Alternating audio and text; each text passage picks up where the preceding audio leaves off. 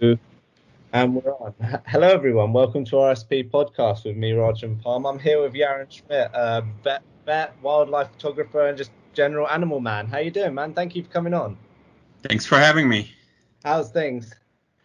New York, New York City, busy, COVID, no traveling. Yeah. So some things are good, some things are so-so, but Yeah, that's everyone. Yeah. How is lockdown over in New York? I can't imagine that place ever stops. Yeah, it's actually starting to open up, but it's not the same. They just literally like a week ago they opened outdoor dining, but until now it was like really sad. Yeah, it's kind of the same here in the UK as well. I live in Brighton at the moment, and it's just been dead, but it's opening up now this sort of weekend. But so just give us your background, what sort of work you do, where you're from. So I'm originally from Israel, and currently I live and work in New York. I moved to New York about 15 years ago. So I'm a veterinarian. I'm a full-time veterinarian, and I'm also leading safaris and wildlife photographer. I've been doing the safari and the photography part in the past 6 years or so, 6, 7 years. Again, even though I'm a full-time vet, I'm getting more and more into the wildlife and into safaris. So that takes quite a bit of my time. So you're a vet like in the US, and like you look after Right, pets. like Is that yeah, pets in the US? exactly. It's small animals, mostly dogs and cats. Always hoping that I'll get to treat like an elephant in the wild, but that's not happening. No, not yet. I'm sure it will. I'm sure you'll. But how did you get into the safari then?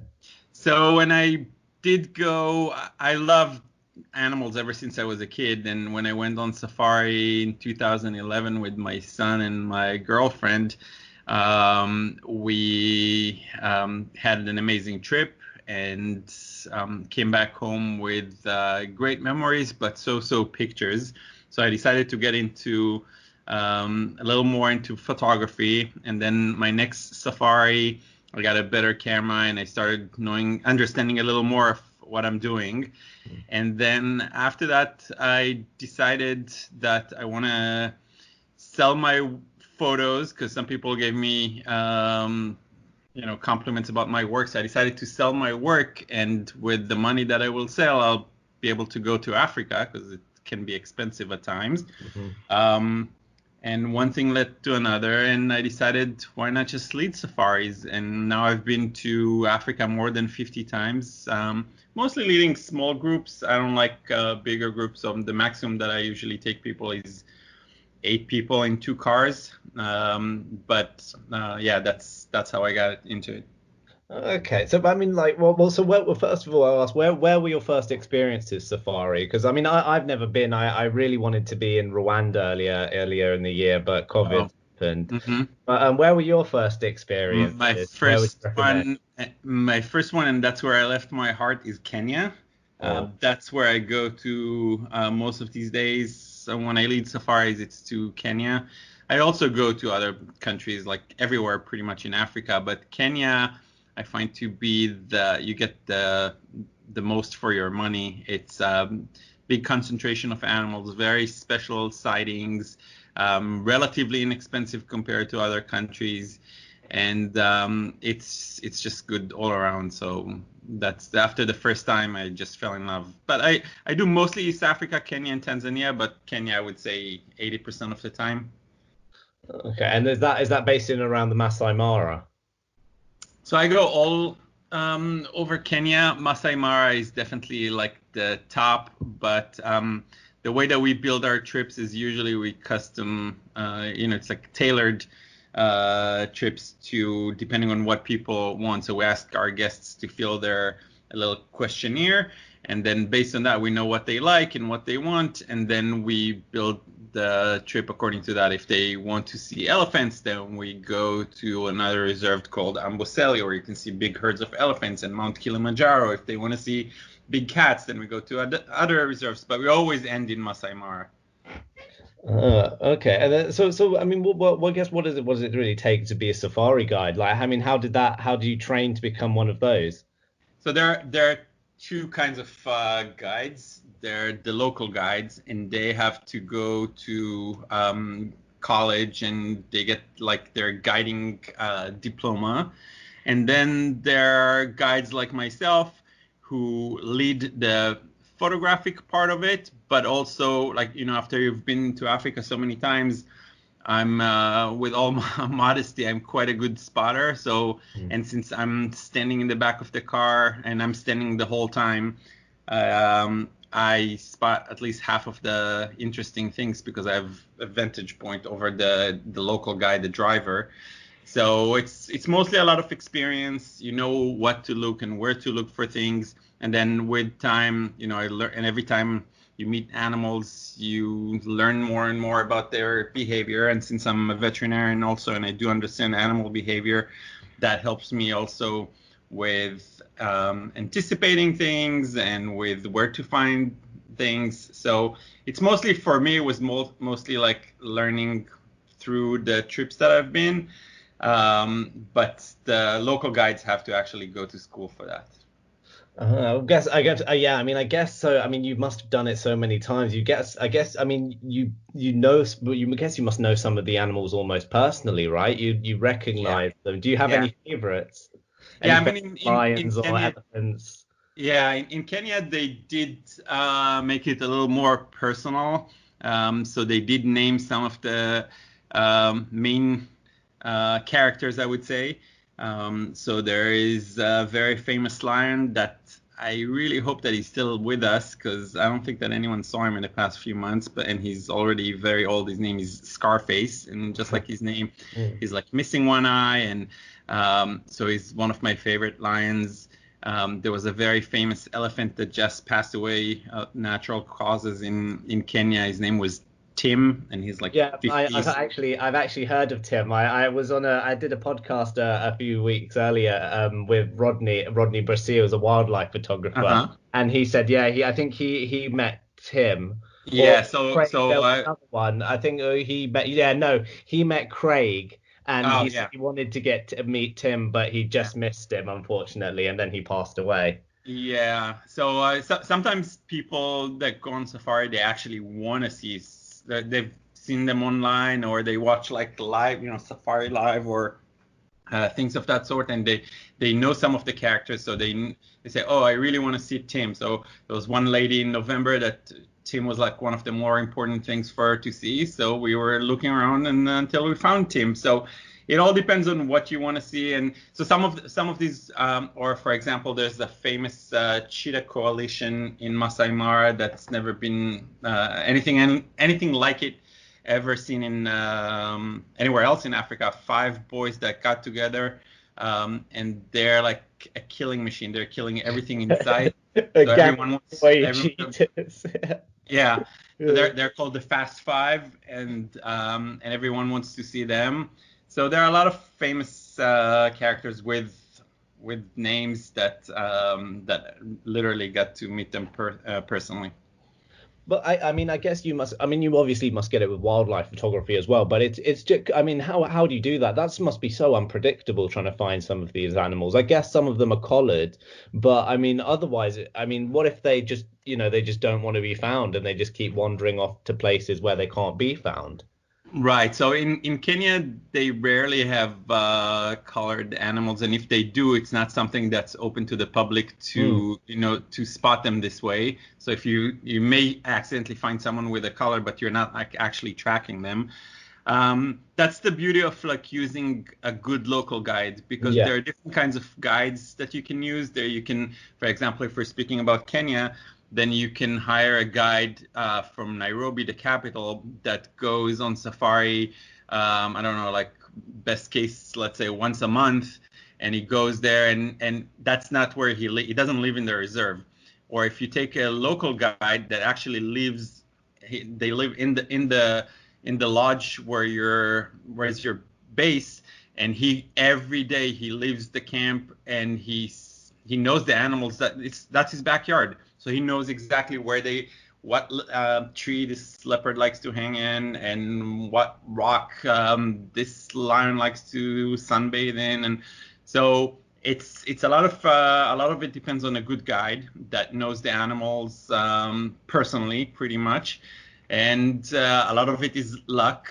Sometimes you can have the best guide and you know the animal's behavior, but yet the animals, as you said, they are not going to show up. So we always prepare our guests that there's a chance that you're not going to see. I know people that went to Africa more than 20 times and they haven't seen a single leopard. And I go to Africa, and every trip I see like 6 or 7 leopards. So it's a lot of luck. But and that's also what's beautiful about it, is that you never know what you're going to see. Like, I've been so many times, and yet every time that I go, I see something that I haven't seen before. So that's what makes me want to keep going, even if it's the same country, the same reserve. No, I completely understand. I mean, it's way more exciting than people watching, right? Yeah. There's always something going. But I mean, going back to your guides and stuff, you must have met some incredible people out there. I mean, like you say, some of these guides who just have this understanding of this knowledge and their backyard, the backyard of these animals that they kind of almost grew up with in a way, I'm guessing. Yeah, absolutely. Like, I'll tell you a couple of stories. Like, for example, we stayed in a camp that's like in the heart of the reserve, and it's an open camp, meaning it's not fenced. And then in the middle of the night, you hear like, crickets, and you hear hyenas, and you hear lions roaring. And then we woke up in the morning. We decided to wake up very early before sunrise, and we said we're going to try to find the lions that we heard roaring. So we just drove into like a nearby hill, and we turned off the engine, and we just waited and listened. And then we heard like a distant roar, and the guide is looking with his binoculars. Again, it's completely dark, but yet he's able to see something. So we're driving towards the area where he saw and heard, and then we stop again. And he did it like a few times until eventually, before sunrise, we arrived to a pride of lions. And we actually got to spend sunrise with them, like beautiful, like we got beautiful silhouette pictures of them. And again, it's just a combination of like a guide that knows what he's looking for and using all of his senses. So these are the people that, I mean, it's really impressive the way that they work. And again, I'm considering myself a pretty good spotter, but these are things that you're born with, like this sixth sense that they have, that they can, tell exactly the direction or where the animal is going to be, and that's really a beautiful thing that they have. Another story is just speaking of what you mentioned about interesting people. The guides that I work with, we became very close. They're like family. So now, for example, during this pandemic, one of the biggest villages that most of the people that live in the village make a living from tourists, and they've all been affected by the pandemic, so they didn't have enough money to buy food. So this guide was trying to arrange some fundraising for the widows and the orphans of that village, because they were really in the worst shape. And together with myself, we actually funded a GoFundMe, and we're able to raise till this date, I think close to $5,000. And we were able to, just the last time that we raised money, we're able to feed, I think, 1,000 people for a month with the money that we gathered. And again, that's the little things that we do for them, because they're the ones that live there, and they're the ones that protect the animals, so we can come and enjoy it. So you really develop like great friendships from all these adventures that we're having there. Wow, I mean, that's amazing. That's a really, really beautiful thing. And that GoFundMe page is still up now. Yes, it's still up, even though I think we just wrapped the last. I mean, it's still up if someone wants to donate. Put it in the description. If you send me the link, and we'll put it in the description, and then anyone who wants to help that will do. because I mean this is a real problem. I've done a lot of research into recently. I would love to travel in Africa. Hopefully one day you can guide me on a safari. But I mean the wildlife and tourism industry is so massive over there. And I was speaking to a very good friend of mine who lives in Rwanda now, and he was saying it's just the tourism has been hit so bad that they're basically almost giving out gorilla passes to local people for like $200 or something like that, reduce the price for by like $600, encouraging tourism because it's getting hit so badly. It's really terrible. And again, even like, I mean, some people work directly in the tourism industry. They're like whether they're the waiter in your lodge, or the driver of your car, or the mechanic. But some people also, like for example, when I was speaking about the widows, they usually sit at the gate to the park, and they're just doing their bidding, like jewelry, and they sell their crafts to the whoever stops by the gate, and that's how they make money. And when they have no tourists, they can't bring money home, and they can't feed their kids. And so even people that are not working directly in the tourism industry, they got hit as well. It's affecting all of us. I mean, it does. I mean, yeah, like you say, for this people, it's their livelihood. And I mean, I guess this is one thing also I'm bringing it on to what I always like to talk about this stuff with people such as yourself who work so close with wildlife is the conservation issue. I'm reading a very interesting book at the moment called The Last Giants about it's about like the rise and fall of the African elephant. And one really interesting point is about this guy. He walked across the Okavango Delta in Botswana, followed the elephant migration.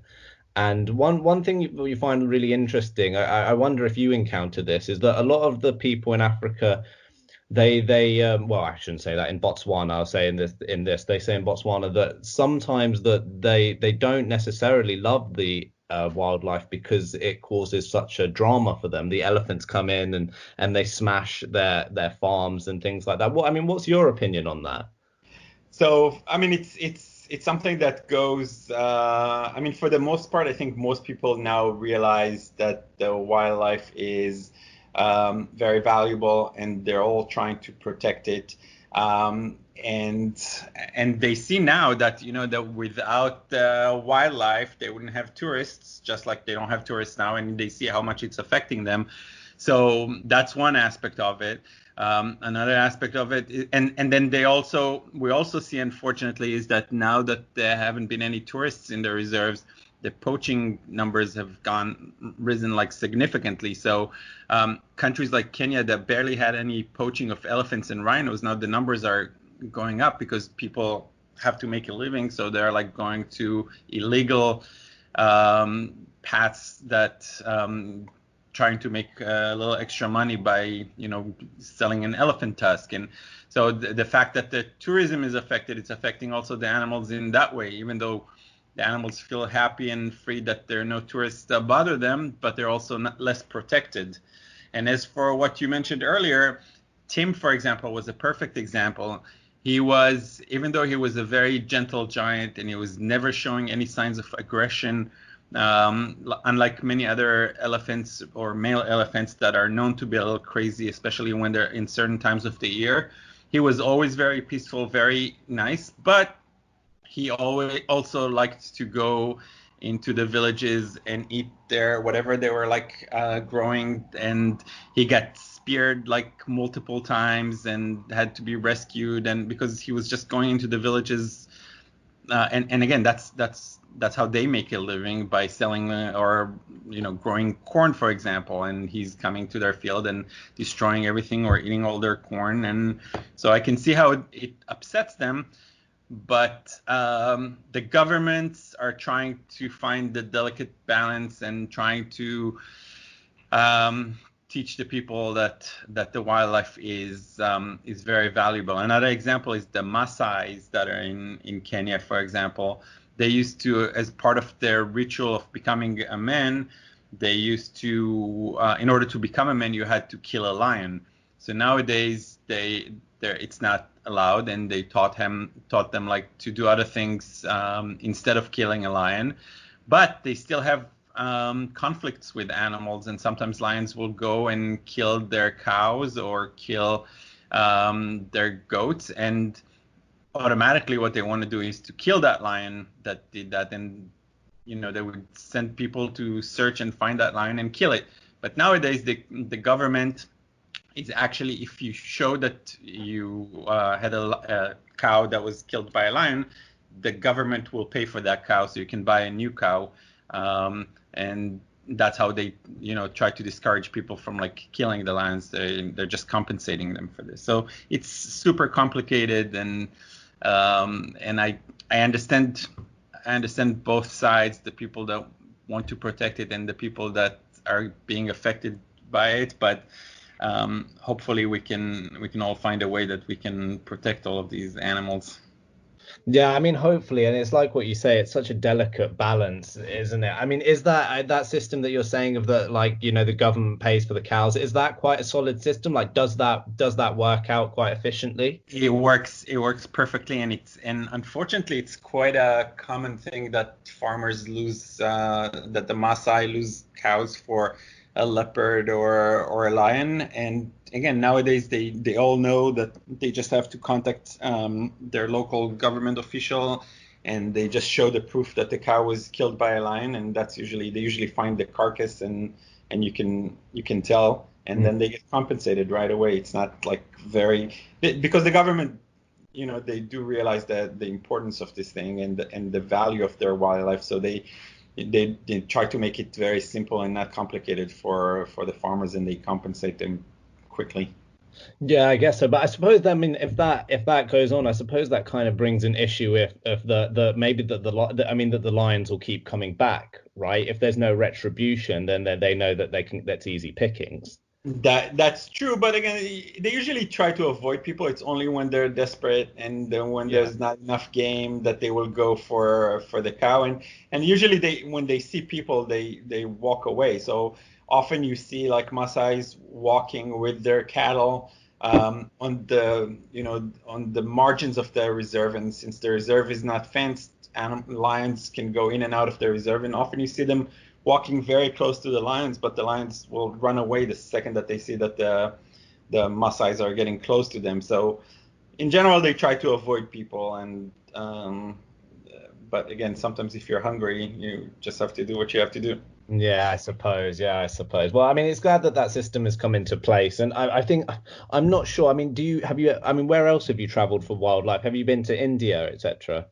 My problem is that once I got hooked on Africa, I'm just addicted, and I'm trying to get Africa out of my heart, but it's impossible. So I've been to different African countries, and then I've been to Europe, but that was before before I started doing photography. I've been a lot in the US for wildlife photography, Alaska, but I'm like 99% addicted to Africa, but I definitely want to visit other places like India.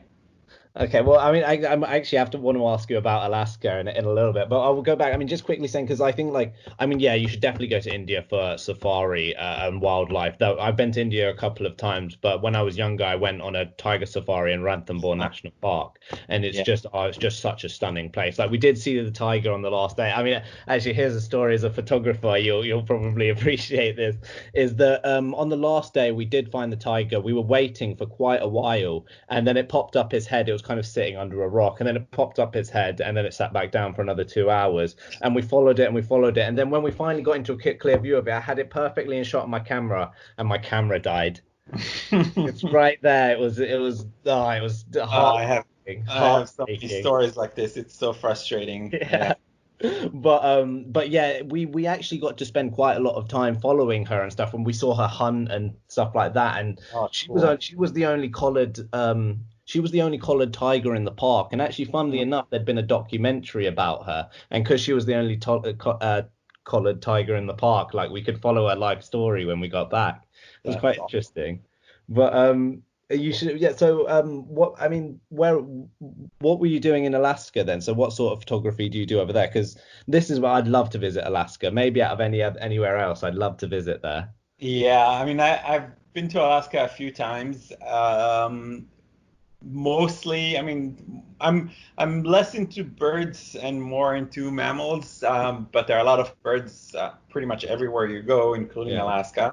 Um, and so mostly like bears, that was my main goal, photographing grizzly bears, brown bear. And one of my trips, I went to see the polar bears, which was also kind of cool. Wow. Alaska is beautiful and it's big and there's so much to see that it's like, and depending on the time of year that you go, you're gonna see different things.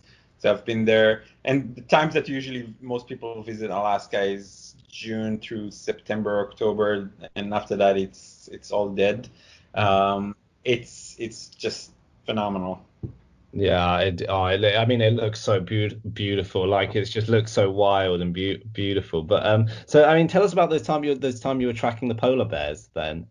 So polar bears, it's again, just like you said, it's nature is totally unpredictable, and we planned to go for 3 days tracking polar bears. And in that particular spot that I went to, it's a small Eskimo village at the northern part of Alaska, and just before just around September, the villagers they have a special permit by the U.S. government to hunt 3 whales to feed their village for the winter. It's an old tradition that they had, and now it's limited to 3 whales. And we got there just after they finished hunting the third whale. So after they hunt the whale, they bring him. There's a whole ceremony, and they divide the meat between everyone. And then they leave all the bones. They have a place outside of the village. It's called the bone pile, and they leave all the bones there from the previous years and from this year. And it attracts the polar bears that live in the area, and they're just like eating like whatever's left on the bones, just the little bit of the meat that's left there. And you go and you follow them in small boats. You go pretty close to where they are. And they're basically the polar bears are just waiting there until like October-ish when the sea freezes, and then they can go up north and start hunting. Until then, they can't really hunt, and they're pretty like skinny at that time of the year. So it was quite amazing to see a polar bear up close. And again, we planned on being there for 3 days and going multiple excursions every day to see them. But after the first day that we got there was like a snow blizzard in September, which pretty early for that time of the year, and we couldn't go for 2 days. And so we managed to just go that first day and the last day for like an hour or two before we had to fly back. So it was a little frustrating, but I mean, once you do enough wildlife photography, you know that that's part of it. Nothing is guaranteed, and sometimes you win some, you lose some. Yeah, no, 100%. I mean, you can never guarantee anything with wildlife, like you say. But I mean, how close could you get to them? How close could you get to the polar bears? Because I mean, if they were skinny, I mean, I would be worried that they would turn and come on me because Yeah, I they mean, do. I mean, they would actively hunt you, right? They are one of the right. few Yeah, animals that would actively hunt you. yeah, they will, but we're in a boat, so they don't. I mean, they do swim in the water, like you see them swimming there, but they don't go into the boats. I mean, in general, they try to avoid the people, and you're not allowed to get closer than 100 yards from polar bears. I think anywhere in the world. Sometimes they just get closer to you, but if it's out of your control, it's a different story. But you're not supposed to get too close to them. So no matter where you go tracking for polar bears, I think even like when you go to places like Svalbard, which is very famous place, even then you're not allowed to get too close. In that particular Eskimo village, they do have the polar bears just walk in the village at night. So they have like siren that lets Oh, people know geez. that the polar bear is there. So Yeah. everyone's locked inside. So yeah, they're quite used to that, but we Yeah. didn't get very close. We got like as close as we're allowed, like 100 yards or so. Oh God, thank God. Like, oh Jesus, because I mean, I was having this conversation with one of my friends, and he was saying like he was surprised like they don't look that big. It was like no, they are big. They are They are gigantic. big. Yeah. And one of my favorite wildlife photographers is Gordon Buchanan, if you've Hmm. heard of him. And Yeah. there was a video of him, and he was in like this, basically this glass sort of cube filming polar bears, and the polar bear could smell him through the gaps in the machine. And Uh, there's a video of it. If you go on YouTube or whatever, you can type it BBC polar bear or Gordon Buchanan polar bear, and it's shaking the thing, and it's trying to bite, and it's really trying to get him out, and it's trying to get him in there. And you look at this box, was about 8 foot tall or something, and the polar bear is standing on top of it, like it has its arms on yeah. top of it. It's gigantic, and it looks like it's just going to roll him over and just pick him right out of there. They are really big, but Yeah. and in Africa you have not the same, but you have like some experiences that some animals that you know that you should be very careful of, and some animals that you know that it's okay. For example, the locals, the Maasai, they're horrified and terrified by elephants. They know how crazy elephants can get, and they're more scared of elephants than they're scared of lions. That's what made me have a little more respect for elephants, because if I told myself, if they're scared of elephants, that must be a good reason. Yeah. So you don't really get to very dangerous situations unless you're either doing something wrong, or if the animal itself is a crazy animal. I've been charged by rhinos, a certain rhino that's known to be a crazy one, or by elephants. Sometimes elephants at certain times when they're like in heat, they can act a little crazy. So I've heard this. Yeah. yeah, that's not, but and then you have, on the other hand, you have something that happened to me a few times, even though nowadays it's not allowed, or it's not encouraged, is a cheetah that jumped into my car. It happened to me 3 times so far, that they like to have a vantage point, and they climb at the top of your Jeep, and the roof is open, and you're just standing there like half a meter from a cheetah, and she's just like sleeping there and purring next to you, and you know that she's not going to do anything. The first time that it happened to me was scary. I was with my son. He was 13, and he was crying, and he was like and the cheetah was like a young and nervous one, so she kept hissing at us. Yeah. But she never did anything aggressive. But the other 2 times, she was completely calm and was just sitting there and sleeping in the car for 2 hours, and it's magical. But we try not to encourage them to climb on cars, because of it does have a few problems with it.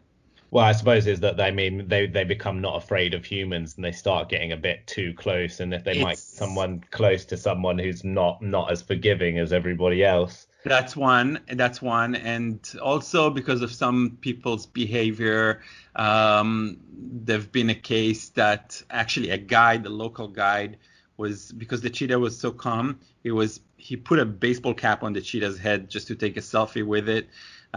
Which is, it's obviously it's unacceptable. Yeah. Or sometimes people get scared from like the cheetah that jumped into their car, so they encourage their driver to drive, and then he drives with the cheetah on top, and then the cheetah falls and breaks a leg, and that's a death sentence for a cheetah. Yeah. So the rule is nowadays is like, when you see a cheetah that's coming very close to you and attempting to jump, you have to start the engine and like try to drive away. Oh, that's it. I mean, yeah, I know it seems such a beautiful like experience, but I can see the problem. I mean, Yeah. so did you say, going back early, did you say you got charged by a rhino?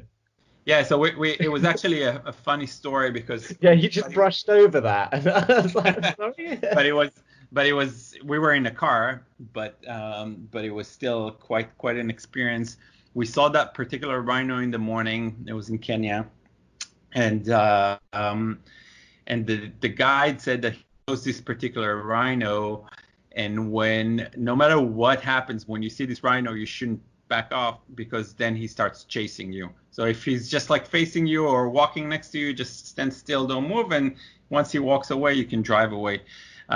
So we saw him in the morning, and then in the evening we were like rushing to go back to camp. It was already getting dark, and we were like, and all of a sudden on the road there are like a few rhinos, and this particular rhino was there as well, and they just didn't move from the road. They just stayed on the road, and they didn't move.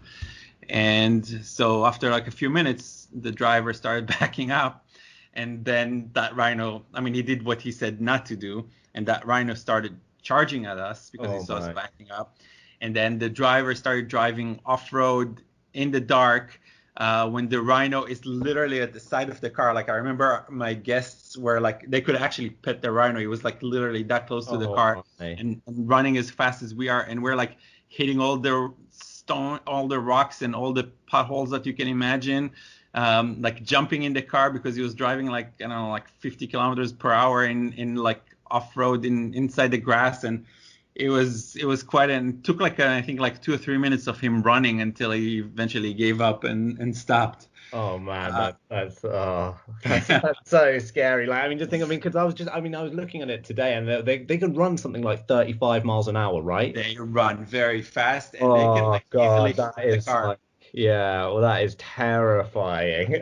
Have you had any other close calls? Because I mean, the one animal that scares me, and it always says that it scares everybody else more in Africa, is the hippo. Yeah, hippo. Actually, I have a stupid story to tell from my first safari ever to Kenya. Something that nowadays I know better.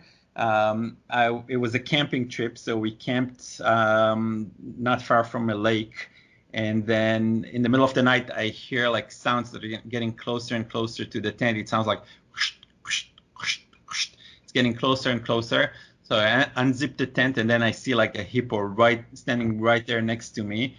So I wake up my friend, and I was like, "There's a hippo outside," and then we're like, "Oh, cool!" So we got out of the tent, and we started following the hippo and and he starts walking away from us, and we're following him faster, and he's starting to run, and I'm taking like flash photography with like my point and shoot camera and we ran after him, and he's running until he eventually ran into the water and disappeared.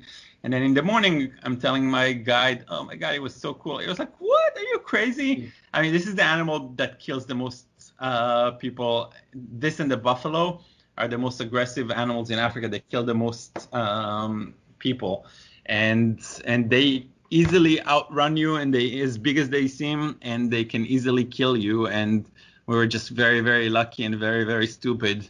Yeah, dude, that's one of the most insane stories I've ever heard. I've never heard a hippo run away from someone. I don't know. It must have been like a really stupid hippo because he didn't. He just couldn't believe that someone's actually chasing him, I think. So. Oh man, that's wow. Yeah. I mean, that's a hell of a counter. I mean, if when you said it went into the water, I was expecting you to say it, and then it turned around and it ran after us. But I mean, I was doing some research on. I was listening to a Joe Rogan podcast, and what they were saying is that if you are getting chased by a hippo, run like zigzag and side to side because they can't turn very well. So I'm guessing is that the hippo didn't feel like it could turn on you, so it just running. But yeah, that's true. But all these things that tell you like what you should do in case. I mean, this is all like things that are good in theory, but once you're there, it happened to me also here in the US. I went photographing black bears, and I saw a mother and 3 cubs, and I was just following them by foot from a safe distance, just keeping my distance and following them and taking pictures. And then at one point the mother just turned around, and she just did like 2 steps forward, like to scare me. But for me, I was convinced that she's after me. So I just dropped my bag and I ran, and I didn't stop running for like half an hour. Even though you're supposed to like, stand still or make yourself big or like, but all I wanted was just to get, and I'm sure she didn't even run after me. All I saw is the first 2 steps, and that was enough to make me take off. So. Well, I mean, I always heard I'm very lucky. I don't have bears in the UK, but I always heard that the black bears were like the kind of friendlier ones, and it's the brown bears that you should always be scared of. Yeah, it's actually both are like I think like not long ago, maybe a year ago, they found like a hiker here in New Jersey that was like killed by a black bear. I mean, it all depends on the time that you get them, how hungry they are, if they have babies or not, and in Alaska, you go in certain places, like one of the places that I've been last year, you go by foot following black bears with their cubs, and you get like 1 meter from them, Wow. and with cubs, and again grizzly bears. And there you go with a guide, armed guide that knows and understands their behavior, and he knows when it's okay. And in general, you don't get too close to them unless they come close to you. But it's scary at first, but then after that, it's quite an amazing feeling to be so close to such a big and powerful animal. And they're just like grazing there and minding their own business, and they're pretty much ignoring you. Yeah, yeah, that sounds unbelievable experience. I mean, they are so cool. I do love bears. I mean, it's kind of funny growing up that you kind of think they're all so sweet and cuddly, but then when you grow up, you realize Yeah. like that mother can do some damage. Oh yeah. Yeah. That mother can do some damage. Yeah. Well, so I'll have just a couple more questions and I'll leave you. But I mean, I was say I love your feed. I'm always looking at it. I love the wildlife on it. But I just want to ask you, I think I saw a photo on there that you have encounters with like the chimpanzees and some great apes. Yes, so that was in Uganda. That was also a very special encounter. We did trekking with chimps and trekking with gorillas. Both they're completely different experiences, and both are very special. Again, it's another one of those experiences that you're super close to a wild animal that accepts you there. And though you know how powerful they are, both the chimps and the gorillas can tear you apart, and yet you see how gentle they are, and if you respect them, they respect you. I remember one of my memorable moments from trekking the gorillas was we were watching a family of gorillas just enjoying their breakfast, and at one point a mother gorilla was walking relatively close to me, and then her baby was following her, and then the baby started walking towards me, and he got super close to me to the point that I had to put my camera down because he was too close. The camera couldn't focus. And then he comes and he's looking in my eyes, and I look in his eyes, and he's pulling on my pants and looking at me, and then he moved on his way, joined his mom. And then, of course, I'm asking my friends, did you get a picture of this? And they just got a picture of my pants with the gorilla, but not me. But that was a special moment. They're literally like humans. It's amazing. That's an amazing encounter. That's some sort of like, yeah, you're right. That's like a human. It's like, it sounds like whenever I watch them online and things like that. When I was meant to be in Rwanda, I was also meant to be in Congo as well, and I was meant to go see the gorillas in Congo. Mm-hmm. And you're watching it like a family, right? It's like you're watching like a reality TV show. Yeah, it's exactly like that. You said it best. It's exactly what it looks like. So, but I'm guessing so this is in the Bwindi National Forest in Uganda, right? And yeah, so, I mean, you have three places that you can see gorillas. Congo, which is not so safe these days, unfortunately. Yeah, I missed out. I think a week after I was meant to be there, some gunmen came out the jungle, killed some rangers. They killed quite a few rangers. I think like 10 or 11 rangers.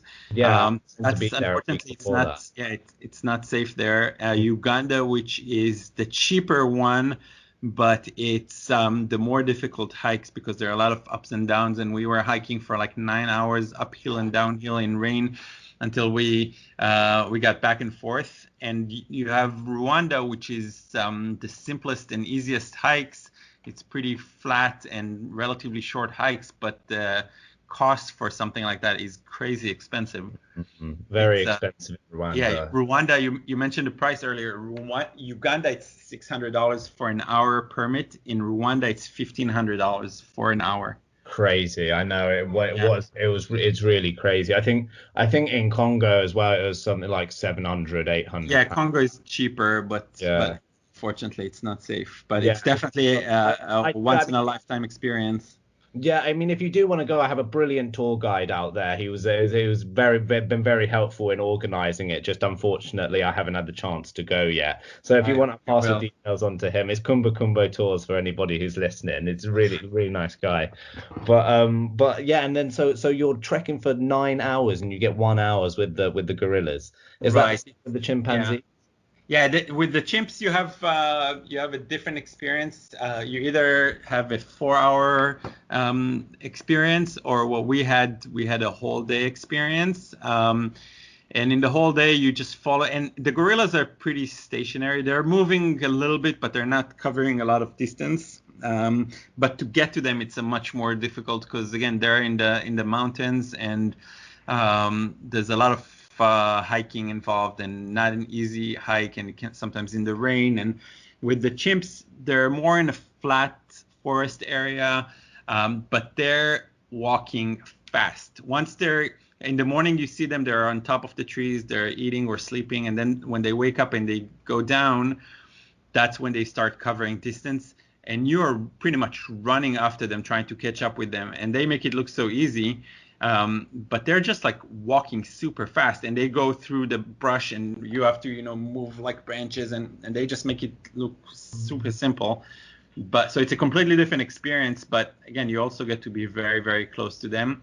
The gorillas seem to be much more civilized and gentle and family oriented, and the chimps are way more loud and aggressive, and kind of like it's a more scary experience because they're like banging on trees and they're like beating up each other, and these are, I mean, you have to, when you go, you have to try both things because they're completely different experiences.